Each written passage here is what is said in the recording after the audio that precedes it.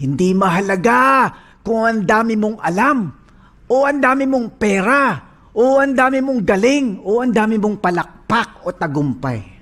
What matters most is not how much you know, or how much you have, or how much you achieved, or how much applause you gained in this world.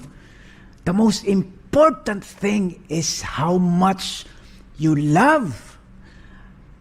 Mas mahalaga ay yung marunong kang makisama, marunong kang magpatawad, marunong kang magmahal, marunong kang magparaya. And that is the greatest of all, Apostle Paul says. Remember, that's chapter 13. Kung wala akong pagmamahal, wala akong kwenta. Without love, I have nothing. All of this will pass, but the greatest of them is love. Amen? Palapakan natin ang Panginoon. Thank you, Lord. Praise God. And that is the heart of the entire 1 Corinthians series. So today, we are diving into 1 Corinthians 14, the latter half.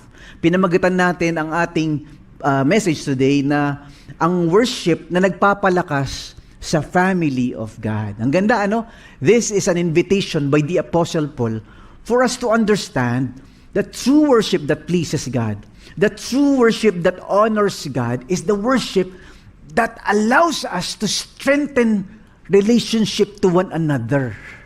Kasi ang ganda-ganda nga ng kanta, ganda-ganda nga ng program, ganda-ganda nga ng preaching, ganda-ganda nga ng facility. Away naman kayo ng away. Hindi naman kayo nagmamahalan. Apostle Paul says, that worship does not edify, does not build, it does not strengthen. It's useless without love. Ang galing, ano?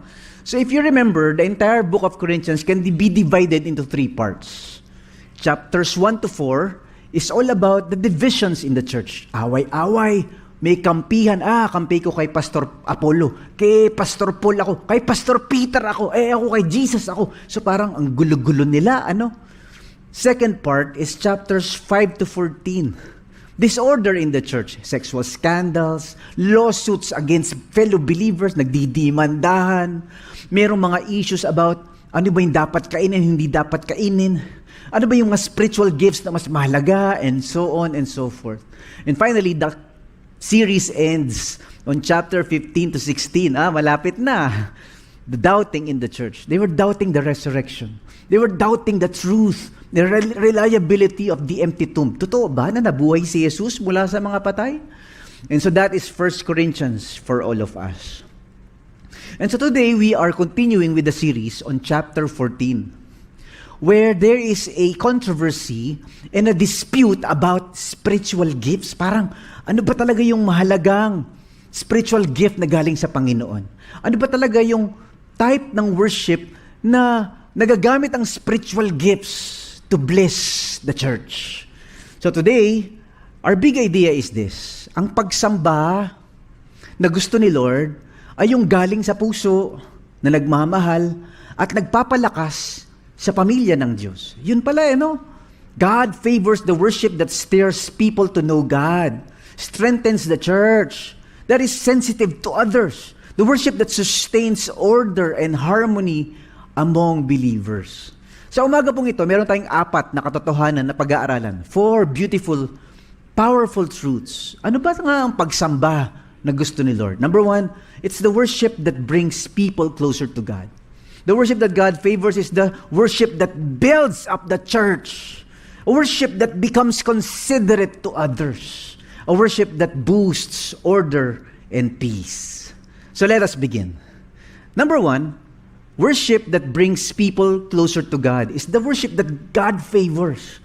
Yung bang pagsamba na nakakapagpalapit ng tao sa Diyos. In other words, ang gusto ni Apostle Paul sabihin sa kanila, hindi yan sa pagalingan ng kanta, hindi yan sa paramihan ng spiritual gifts, hindi yan sa patalinuhan ng preacher o ng leader, hindi yan sa pagandahan ng program flow.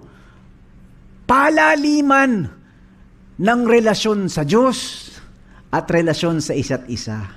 The worship that God favors is the worship that comes from a heart that is willing to bring more people closer to the Lord. By the way, Pastor Mike, ano nga bang mga spiritual gifts? There are at least 12 spiritual gifts. Ito daw yung mga giftings ng Holy Spirit for us to help build the church, to help strengthen the church. At ito yung mga yon. Number 1, meron tinatawag na gift of wisdom.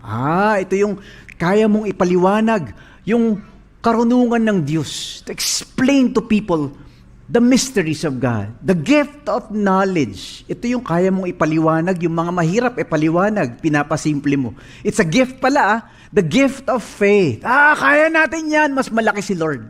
The gift of healing. Some Christians were given this gift. You pray for someone, they get healed. The gift of miracles. Ito yung signs and wonders that reflect the power of God in your ministry. The gift of prophecy. You declare God's message, God's will to people. The gift of discerning spirits. Malalaman mo kung sa Diyos tong taong ito, o sa Diyos itong ministry na ito, o sa demonyo. Discerning spirits. It's a gift pala. And then the gift of tongues. Not all believers have this gift, but some were given the gift of speaking the language of God. Speaking the language of heaven. Ang tawag doon, the gift of speaking in tongues. There's also another gift, the gift of interpreting tongues. Kailangan may nagpapaliwanag para hindi tayo nalilito. The gift of administration and the gift of helps. And so these are all the gifts given to believers. If you're born again, if you're Christian, and Jesus is in you, the Holy Spirit lives in you, He gives us certain gifts so that we can become a blessing to the church. Ginagamit tayo ng Diyos para palakasin, palaguin yung kanyang simbahan. Yung iglesia ng Diyos, we become contributors. So kailangan, alamin mo yung gifts mo. Malalaman ba yun? Meron. We have such a thing as testing. How do I know my spiritual gifts? So I can serve the body of Christ. Pero sa Corinthians, ito problema nila. Meron silang favorite na gifts. Meron silang gustong-gusto na pinagyayabang nila. Meron ako ng ganitong spiritual gifts. And there are two. The first gift that they like, very popular, is the gift of speaking in tongues. Kasi impressive. Kasi ito yung, meron ako sinasabi, hindi nyo naiintindihan. Ako lang ang pwedeng kumausap sa Diyos with the language of the angels.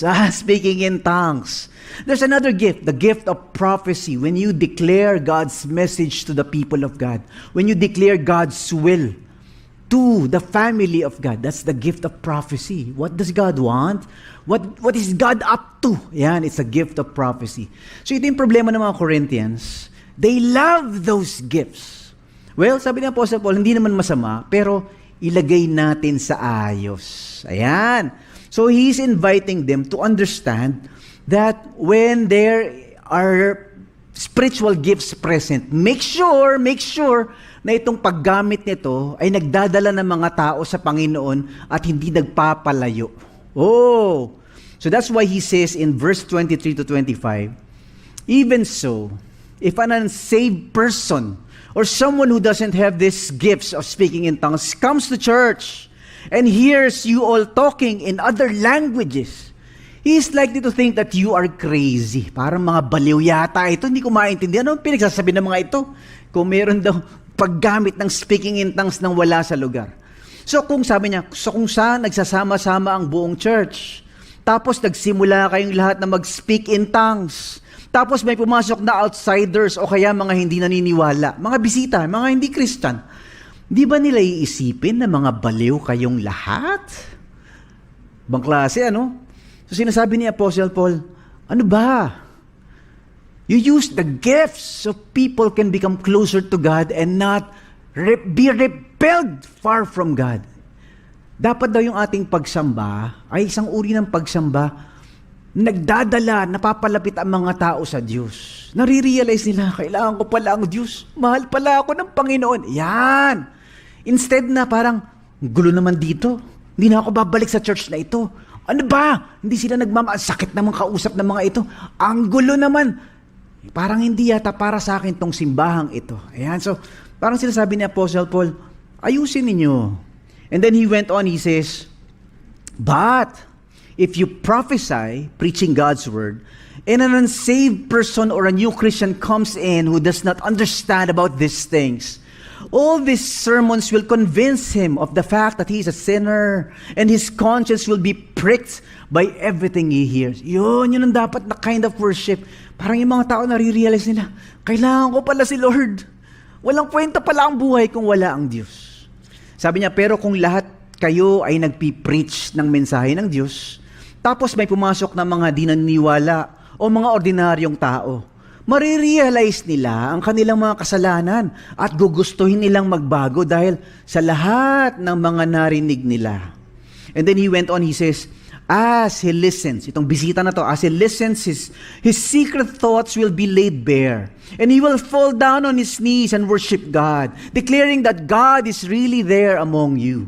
May expose yung mga tinatago nilang sekreto, yuyuko sila, at sasamba sa Diyos, at sasabihin nilang, totoo nga, kasama niyo dito ang Diyos. Wow! Wow! Isn't that amazing? When our gatherings, when our fellowship, when the way we relate to one another attracts people, kasama nila ang Diyos. When the way we do our worship, people will say, grabe, nandyan ang Diyos. Ibang klase yung ginagawa ng Diyos sa buhay nila. Ibang klase yung galaw ng Diyos sa pagsamba nila. So when people come, they will be attracted instead of be turned off. Hindi ko maintindihan. Ano ba mga pinagsasabi nila? Ano ba itong speaking in tongues na ito? Sabi niya, I would rather that you prophesy instead of speak in tongues that nobody understood. May isip pa nilang baliw kayo. You know what Paul is doing here? He's bringing us to the power of love. Yes, impressive talaga ang mga gifts of the Holy Spirit. Impressive talaga pag meron kang wisdom, meron kang knowledge. It's so attractive and appealing when you are able to speak in the language of heaven, in the language of angels. When you are able to explain mysteries and when you have healing and miracles all over the place. Ay, grabe ano. But the Apostle Paul says, but if you do not have love, you're like a resounding gong and a clanging cymbal. Para kang maingay na pompyang at nakakainis na gong. Can you look at your seatmate and mukha bang pompyang? Madali, tingnan nyo nga. Hirap pa rin ito, Pastor Mike, ano? Ang galing-galing mo nga magsalita. Ang galing-galing mo mag-explain about God and about the Bible. Pero away naman kayo ng away sa bahay. Hindi naman kayo magkasundo ng asawa mo. Meron ka namang katampuhan sa trabaho. Meron ka namang hindi mapatawad na kapatid mo. Apostle Paul says, mahiingay, walang tatagal, aalis. The newcomer will say, gagaling naman nila, daming gifts. Hindi naman nila ako mahal. Oh, and so that's the first invitation of the Apostle Paul. Let's have a worship, a type of worship that brings people closer to God by the way we live, the way we speak, the way we love. Ito naman yung pangalawa. Apostle Paul says, the worship that God favors is the worship that builds up the church. Yung pagsamba na nakakapagpalakas sa church. Sabi niya sa verse 26, well, my brothers, let's add up to what I'm saying. When you meet together, some will sing, another will teach, or tell some special information God has given him, or speak in an unknown language, or tell what someone else is saying who is speaking in the unknown language. But, ito na, everything that is done must be useful to all and build them up in the Lord. Dapat daw nagpapalakas, nagdadagdag sa katitibay ng samahan ng mga Kristiyano. Build up the church. Sabi niya, ito yung sinasabi ko mga kapatid, pag nagsasama-sama kayo para mag-worship, may isang kakanta ng hymn, may magtuturo ng lesson, merong mag-share ng mensahe, pinakita ng Diyos, merong mag-i-speak in tongues, at meron ding mag-i-explain nun. Lahat ng gagawin nyo, dapat makakatulong sa church at hindi makakasira sa church. So there's a type of worship that actually builds and encourages and strengthens the church. Pero meron ding mga types of worship that is hurtful, that is discouraging, that is not life-giving to people. Merong mga ganun, ano? And so the Apostle Paul is actually inviting us to check our hearts. Hindi naman masama that you use spiritual gifts. Hindi naman masama that we are full of knowledge. Hindi naman masama that we are eloquent in explaining the mysteries of God and the message of God. Hindi naman masama that we have all these talents and giftings that the Lord has blessed us. Blessing naman talaga pag gifted tayo di ba? But the Apostle Paul says, you have to think of building one another. Yung pinapalakas nyong isa't isa. Hindi pa importante at hindi ikaw lang ang bida. Iniisip mo rin ng iba. In a sense, you ask not what the church can do for you. You also ask what I can do for the church. How can I help contribute to the strengthening of fellow believers? Yun, iniisip mo yung iba. Hindi lang ikaw na aangat at lalakas, kundi paano ba aangat at lalakas ang iba? Ganon din daw dapat tayo sa simbahan, sa ating samahan bilang church, as a family of God, na ang iniisip din natin, how can I lift those who are down? How can I be a blessing to those who lack? How can I be a healing to those who are wounded? Paano ba ako magiging pagpapala at kalakasan sa aking mga kapatid sa church? Problema kasi minsan, tingin natin, sarili lang natin mahalaga hindi ako nakakamayan ni pastor. Hindi na ako mag-church. Ay, grabe, ang pangit naman ng kanta. It does not serve me well. Lilipat na ako ng church. Ay, grabe, ang pangit naman ng kanilang program. Hindi ako natutuwa. I'm not happy. Alis na nga ako. So, yes, okay din naman yun. May mga valid tayong mga concerns about the church and the program and what we are doing on stage. The Apostle Paul helps us to understand it's not about you. It's about others. Paano ba ako makakatulong dito? Paano ko ba pagagandahin pa yung church na ito? Yes, we are imperfect. Yes, we have flaws and we have a lot of problems. But the question is, it's not how can they serve me? But instead, how can they serve and help? Hello? Palapakan natin ang Panginoon. Thank you, Lord. Praise God. So that's why in Ephesians chapter 4 verse 12, the Apostle Paul says, their responsibility is to equip God's people to do His work and build up the church, the body of Christ. Ginawa niya to para gawing ready sa pag-serve ang lahat ng taong pinili ng Diyos at para palakasin ang katawan ni Christ. Yun, that's the whole point. Our highest goal is to serve, to love, and be a blessing to the church. That's why 1 Corinthians 14:1-4 also says, let love be your highest goal. A person who speaks in tongues is strengthened personally. Yung pala yung purpose ng speaking in tongues, ano? You are strengthened personally. But one who speaks the word of prophecy strengthens the entire church. Gawin yung goal ang magmahal. Yung mga nag-i-speak in tongues, sarili lang nila ang natutulungan nila. Pero yung mga nagpi-preach ng mensaheng galing sa Diyos, prophecy, natutulungan nila ang buong church. Oh! So, one who speaks in tongues actually speaks to God. It builds your spiritual life. It's a gift. Not everybody has it. But those who are given, it's like you're given this special gift of connecting with God. Pero sabi ni Apostle Paul, that's the least of the gifts. The higher gift is when you actually encourage others through the message of God, through you. Yung meron kang sasabihan, pinapalakas mo. Yung bang may lalapit sa'yo, brother, payuhan mo nga ako. Nalilito na ako. Sino bang papakasalan ko? Si Aida, si Lorna, o si Pe? Sino ba talaga? And then you give wisdom, you give advice, you give encouragement, you give counsel. The person is strengthened, yes. Or somebody comes to you, sister, medyo nasaktan ako. Parang gusto na yung maghiwalay ng asawa ko. Pag-pray mo nga, payuhan mo nga ako. Ayan. Or, yung anak ko is going through tough times. Anxiety, depression. What can I do? Where is God in this pain? Ayan. So, we encourage one another by speaking God's will, God's heart, God's message to people. It's a gift, ha? Not everybody can do that. You speak on God's behalf.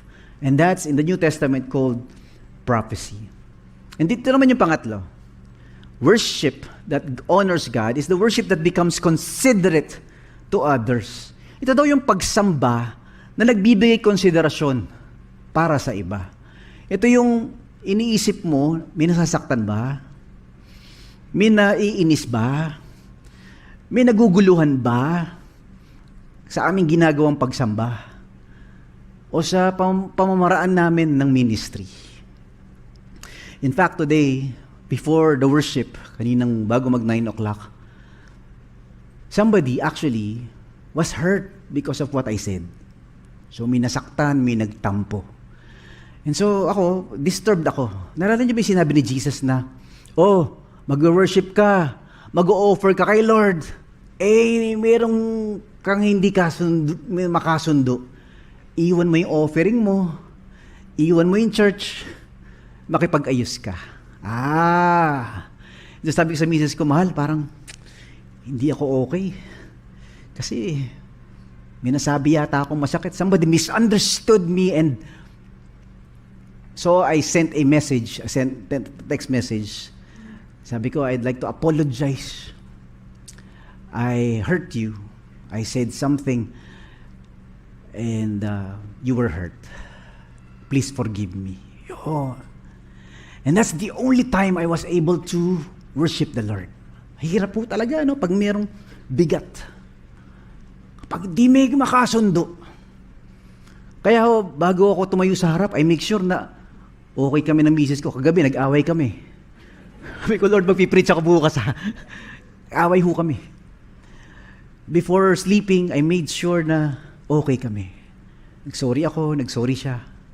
Kaya ng umaga, nakangiti na siya. Good morning. Masaya po ako. Kasi pagka kayo ng umaga, hindi niya ako pinansin. At inisnab niya ako. Nako, yung kape, pumapait no? Sama yung araw. It's hard to worship God. Amen? Hello? Can you tap your seatmate? Ikaw yata yun, ha? Ikaw yata pinapatawa. Joke lang ho, joke lang.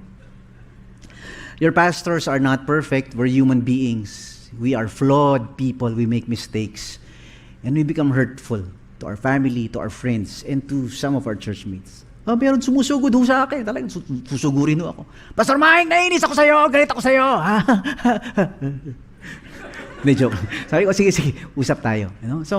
So nakukuha ho minsan sa coffee conversation. Ano? Sarap ng kape kapag may puso sa pusong usapan. And that's the Apostle Paul telling us, yung totoong worship na nakakataba at nakakasaya sa puso ng Diyos. Hindi yung paramihan ng alam. Hindi yung para galingan ng salita. Hindi yung paramihan ng palakpak. Hindi yung pagandahan ng program. Although mahalaga lahat yun. Yung pagsamba na gusto ni Lord. Ayun, nagmamahalang kayo. Nagpapatawaran. Nagbibigayan. For without love, I am nothing. Eto pa, sabi ni Apostle Paul, we are considerate when we are actually thinking of others pag naiistorbo sila. Meron siyang 3 beses na inulit dito, be silent. Shh, he says. First, he says, be silent. You are those who are speakers in unknown language, those who speak in tongues. Walang interpretation. Shh, quiet. May maguguluhan. And then he said, second, people who prophesy, but you don't give chance to others to speak the message of God. Shh, he says, be silent. It's the same word, sigao in Greek. Be silent kasi ang gulo na. Ito yung third. Ito, controversial to. Yung mga misis, ang ingay, ang gulo, salita ng salita. Sabi ni Apostle Paul, shh, same word, sigao. Be quiet.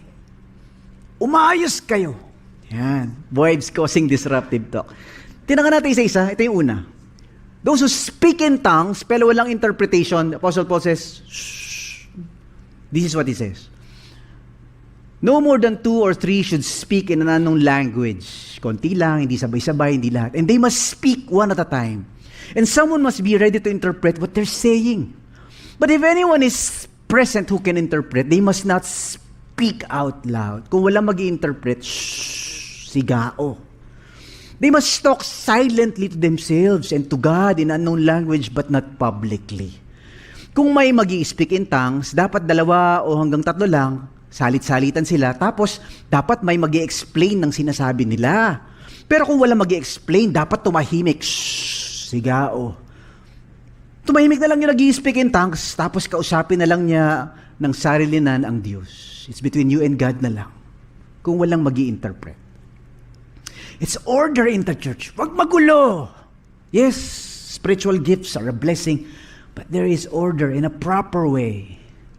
Ito naman yung pangalawa, those who prophesy. Those who speak the message of God. Sabi niya, 2 or 3 may prophesy one at a time. Salit-salitan, there's order. If they had the gift, while all the others listen. But if, while someone is prophesying, someone else receives a message or idea from the Lord, the one who is speaking should sigao. Stop. This way, all who have the gift of prophecy can speak one after the other, and everyone will learn and be encouraged and healed. Ang galing, ano? May kaayusan daw. Pagsalitain nyo yung 2 o 3 tao na binigyan ng mensahe ng Diyos, yung iba naman, titimbangin ng mabuti ang mga sinasabi nila. Pero kung may ibinigay na revelation ng Diyos sa isang nakaupo doon sa meeting, dapat tumahimik muna yung nagsasalita. Lahat kayo pwede mag-preach ng mensahe galing sa Diyos. Isa-isa kayo para matuto at ma-encourage ang lahat. Oh, 2 na yung pinagalitan niya. Nag-i-speak in tongues ka, walang interpreter. Shh. Silent. Nagpa-prophesy ka, tapos na yung turn mo. Bigyan mo naman ng chance yung iba. Shh. Silent. Ito yung pangatlo. Mga misis na magulo sa Corinthian church. Hindi dito Apostle Paul says, wives must not disrupt worship. Talking when they should be listening. Asking questions that could more appropriately be asked of their husbands at home. Wives have no license to use the time of worship for unwarranted speaking. Oh, dapat tumahimik ang mga babae, mga misis sa meeting sa church. Hindi sila pwede magsalita. Kung may gusto silang malaman, itanong nila sa mga asawa nila pag uwi sa bahay. Kasi nakakahiya pag nanggugulo, nagsasalita ang mga misis, mga babae sa church. What is the Apostle Paul talking about here? Well, we will recall, 1 Corinthians 11 says that women are allowed to pray and prophesy. Pwede palang mag-pray in public at mag-prophesy in public ang mga babae. But the Apostle Paul says you have to cover your head as part of the custom of the church and the Greek culture. Pero, women are prohibited from disruptive talk in public worship. That's the word for sigao.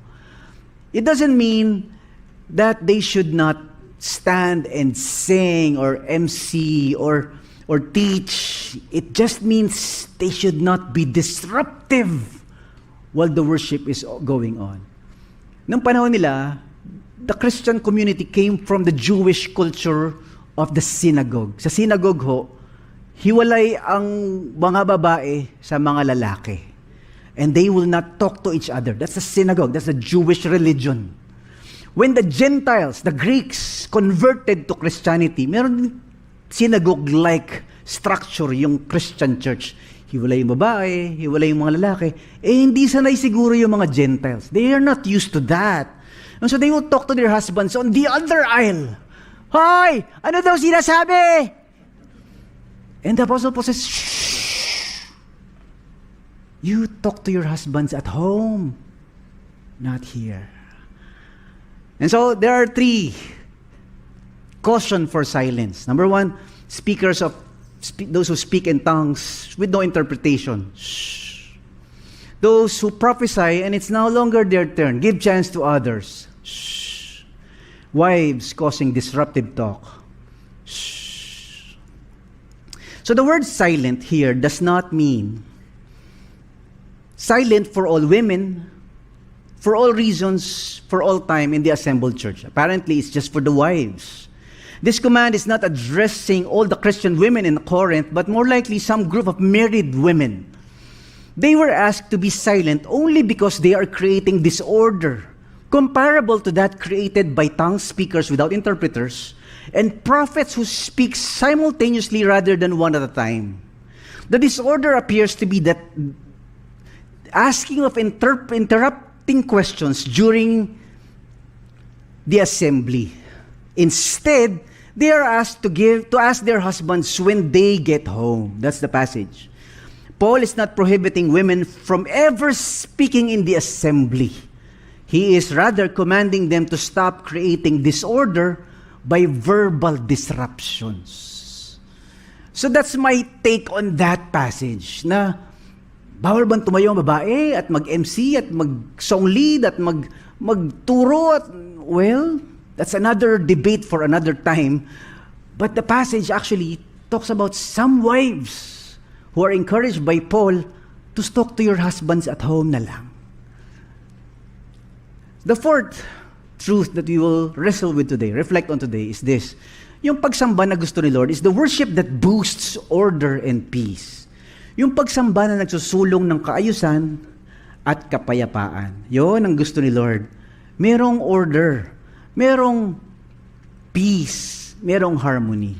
That's why He says, in verse 33, He says, "For God is not a God of disorder, but a God of peace." Nice. Kasi ang Diyos ay hindi Diyos ng gulo, sa ay Diyos ng kaayusan. And then He went on in verse 40, the Apostle Paul says, "But be sure that everything is done properly and in order." Dapat lahat ng gagawin ninyo nasa tama at maayos na paraan. Actually, guys, this exhortation for us today reflects the heart of God. That the heart of God is not for chaos, but for harmony. The heart of God is not for disorder, but for peace and order. May kaayusan ang puso ng Diyos. Just like the universe has harmony and order, He wants the church, when we worship, when we gather, when we fellowship, when we come together, there will be harmony, there will be peace, there will be love, there will be consideration for others, and we strengthen and we build up one another. Yung nagpapalakasan tayo sa isa't isa, hindi lang sarili mo ang iniisip mo. Iniisip mo rin yung iba. Nasasaktan ba sila? Naguguluhan ba sila? Nalilito ba sila? Babalik pa ba sila?